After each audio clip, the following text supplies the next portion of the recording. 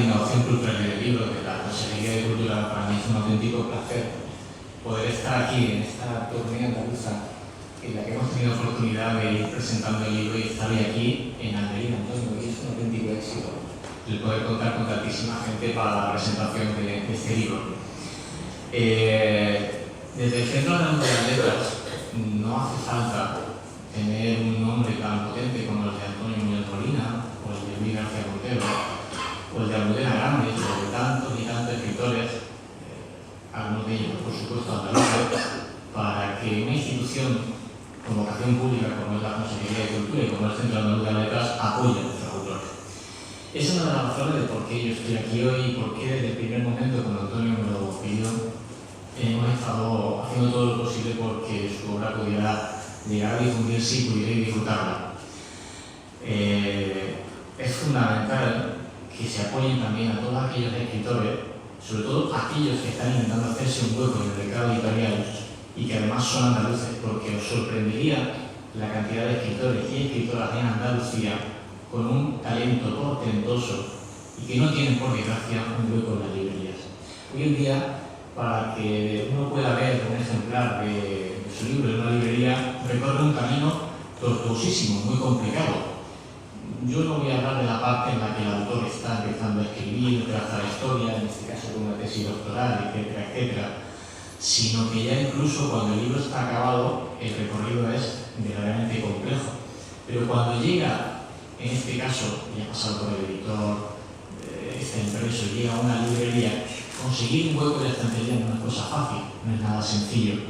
Por eso es tan importante que desde las instituciones públicas se apueste por los autores, se apueste por nuestros autores, pero no porque sean nuestros, sino porque verdaderamente son buenos y buenas autores y autoras, para que vayan siendo cada vez más conocidos y tengamos la oportunidad de verlo, no solamente en los escaparates, sino también en cualquiera de las ventanas que hoy en día hay para la difusión literaria, hablo por ejemplo de Internet y demás. Eso es algo que desde el Centro Andaluz de las Letras, desde la Consejería, no hemos propuesto hacer también con Antonio, pero fundamentalmente porque además lo merece. Por eso, como digo, y arrancaba diciendo, para mí es una auténtica satisfacción poder estar esta tarde aquí, además, con tantísima gente y compartiendo en esta ocasión mesa con Rafael Querosa, que ha hecho una magnífica intervención y, ya sabéis lo que ocurre, ¿no? Cuando hay gente que te precede dentro de la palabra, luego salgo a pensar en cosas que puedan completar lo ya dicho, sobre todo cuando se hace un estudio tan interesante de esta obra. Y por supuesto con Ismael, a quien vais a escuchar justo después de mí, antes de Antonio, del autor, y que seguro, como siempre, nos dejará todo con la boca abierta a escuchar sus reflexiones. Yo voy a dar la visión, en este caso, pues como lector en el momento en el que tengo la fortuna de que Antonio me pide que le acompañe las presentaciones del libro, y lo que hago siempre es leerlo. Yo tengo la buena mala costumbre, creo que es buena, como director general del libro, que cada vez que presento un libro me lo leo. Bien porque no tenga nadie que me lo haga, bien porque de verdad me apetece, lo que hago es leerlo, lo analizo y cuando lo presento sé de lo que estoy hablando, aparte que disfruto mucho con ello. Y así fue como llegué a la obra de Antonio, aunque yo ya lo conocía de antes. Él fue el que realmente me ha llegado a acercar a la historia de Yuder Pachar y de Tombuctú, porque antes Tombuctú te suena a destino exótico, Tombuctú te suena a la ciudad desconocida, a ese lugar, en fin, no tienes muy claro lo que es, y lo que nunca puedes llegar a pensar es que Tombuctú está muy relacionado con nuestro territorio y históricamente tiene mucho que ver con parte de la zona en la que algunos vivimos. Yo, por ejemplo, que como muchos de ustedes sabrán, soy de la comarca de la Almanzora, soy de Lula del Río. Me he criado bañándome en las playas de Mojácar, de Veda, de Cuevas y de muchos otros lugares donde hemos pasado nuestra infancia en los veranos. Y lo que yo no podía imaginar es que en esas playas de mi niñez, hace más de 500 años, se producían incursiones en la costa, se producían raptos, había racias y bueno, había una situación en la que un momento dado una persona que vivía en las cuevas de la Almanzora, termina siendo un alto cargo de Al-Mansur y llega a conquistar nada más y nada menos que la curva del río Níger y por lo tanto Tombuctú. Uno cuando piensa en eso tiene algo muy importante importante, y es que debe, en primer lugar, agradecer a Antonio el que haya destinado gran parte de su tiempo, de su paciencia, de su capacidad investigadora y sobre todo de su talento en recuperar una parte de nuestra historia. A nosotros nos toca más como gente que somos del territorio, de Almería, y en concreto de una zona muy cercana.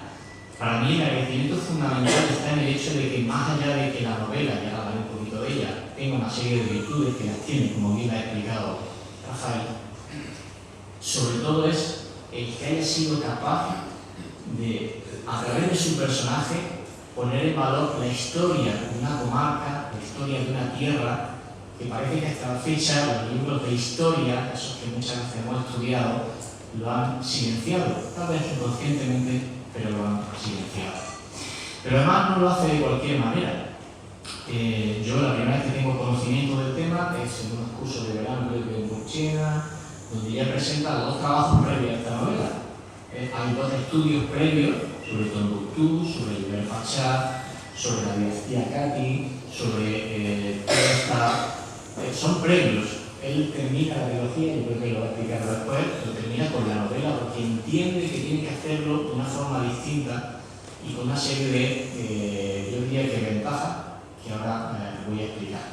Como digo, él acerca esa parte de nuestro pasado y la pone en valor. La pone en valor para que la conozcamos y para que seamos capaces de difundirla.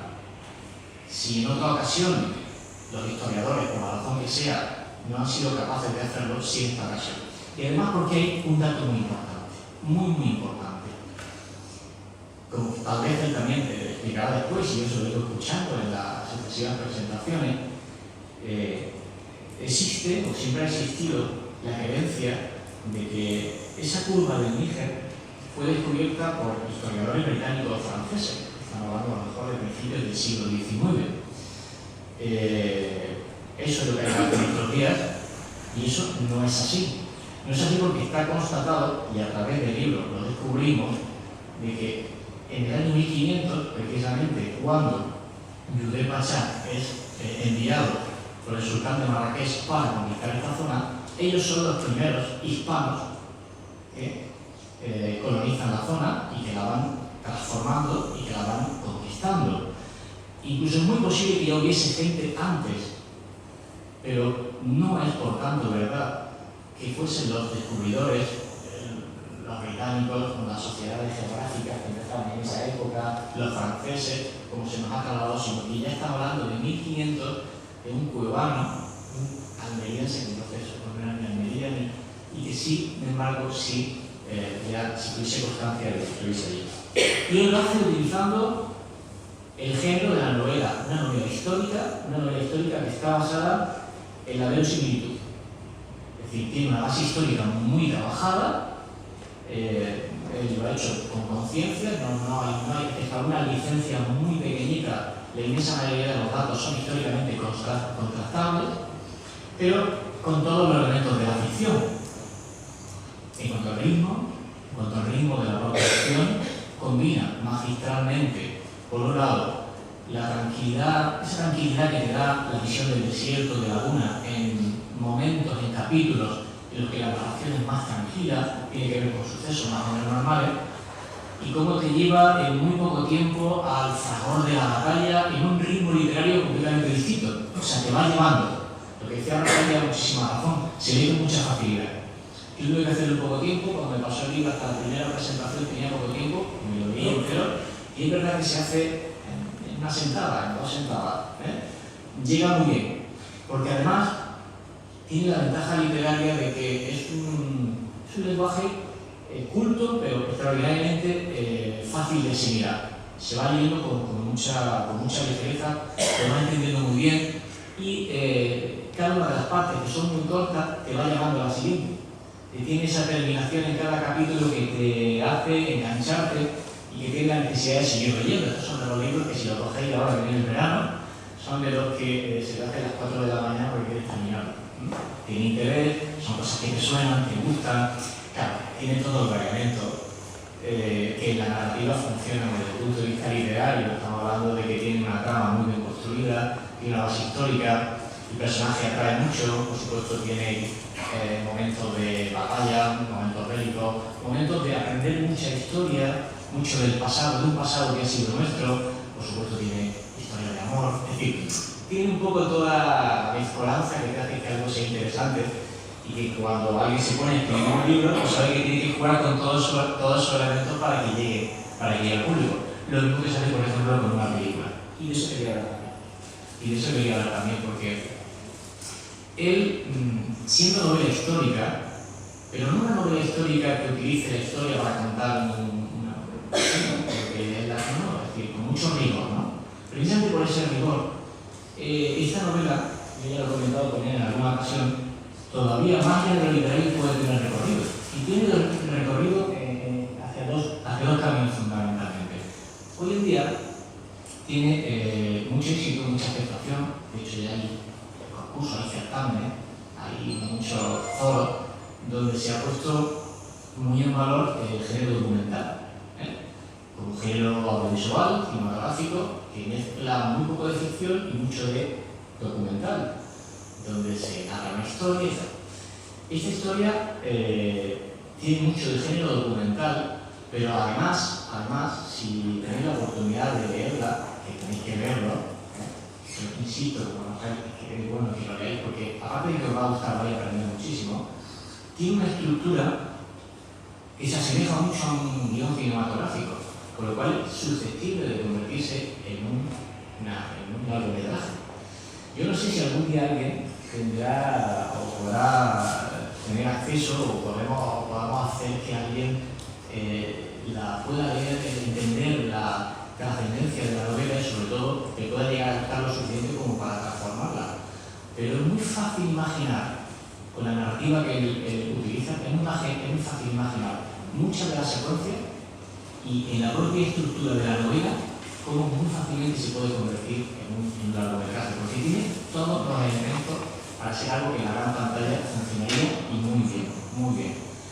En cualquier caso, dentro del género documental histórico, también yo conozco muchas productoras que hoy en día pues se dedican a eso, a la reconstrucción de un momento o de la vida de personas y bueno, pues luego lo podemos ver, a lo mejor no son en momentos de máxima audiencia en las grandes cadenas, pero sí en otras cadenas que en momentos determinados hacen grandísimos documentales y que, como digo, podrían ayudar mucho.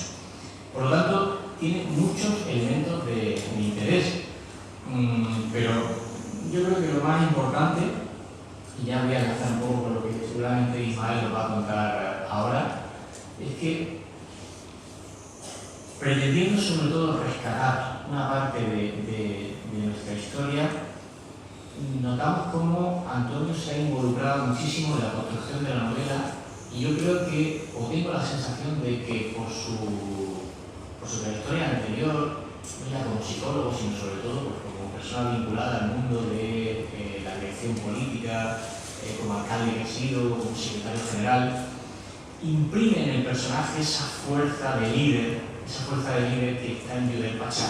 Y hay momentos en que no sabes dónde termina Judel Pachá y dónde empieza Antonio de Uno, o dónde puede estar la mezcla. Eso está muy bien. Porque quienes tenemos la suerte de conocerlo, sabemos que hay mucho de Judel en Antonio y mucho de Antonio en Judel. Y eso va a ser un aliciente más para que lo conozcáis. Y sobre todo porque él tiene de admirable el que recupera esa gesta de intentar poner en valor esa parte de nuestro pasado que tiene que ver con los armas, con el legado de los Cati y con parte de nuestra historia está en la tumba de Nietzsche y que ya os va a explicar más tranquilamente Ismael. Así que Antonio, de nuevo siempre un placer estar contigo y nada, que tenéis que ver el libro. Muchas gracias.